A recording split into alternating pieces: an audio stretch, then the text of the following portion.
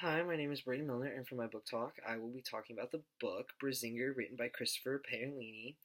So, to summarize, it is the third book in a four-part series. The first one being Aragon, then Eldest, then Brazinger, and then Inheritance. And so, this whole series starts out in a country named Algasia, and there's a poor farm boy named Aragon in Carvajal, and he's nobody at this point. No one knows who he is. He's just living his life, and he's not important.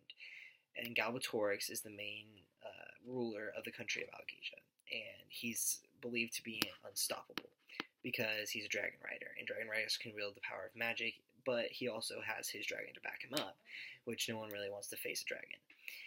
And he's believed to be the only one in existence at this point because he eradicated everyone else because he was so powerful. But his dragon has had eggs, and he wants to try to build his order of dragon riders that follow him and him alone. But dragons choose their riders, so they only hatch when the specific person that they want to be their rider comes near. And there's two other races besides humans in the book: elves and dwarves.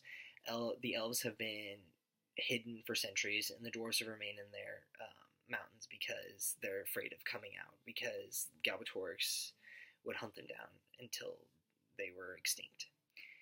And so Aragon gets chosen by one of the dragon eggs that he finds, and he becomes this giant beacon of hope for the other races, to the point where they do kind of come out of the shadows, because they realize that it might be time to kind of fight Galbatorix. And so that's the main kind of part of the first one. And this is the third one, so at this point, war has begun, and they're trying to finally oppose him. And that's all I can really say right now because of how far the third one is progressed in the storyline. To review this book, I definitely think it's very good. It's very descriptive. Christopher Paolini does a great job of describing scenes, like the way it looks, the way it smells, everything. It's awesome. And the characters' moods, it's just so descriptive, and it's so nice to read. And he also switches between character point of views, because a lot of times characters are separated over a certain amount of distance because they'll be fighting wars on different fronts. And so he'll go into their point of view and tell their situation, how they're feeling about that certain point in time, because they're separated from the other characters. And so this book is a lot like Lord of the Rings, in my opinion, with the mythical races and the wars that are happening, and how there's one bad guy that's trying to be stopped, and there's believed to be only one way to do that. And so it's very good.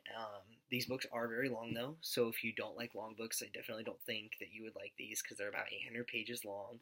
But if you do like fantasy and war, obviously dragons are in there, so it's very, very good if you like those type of books. I would highly recommend it. So thank you for listening to my book talk.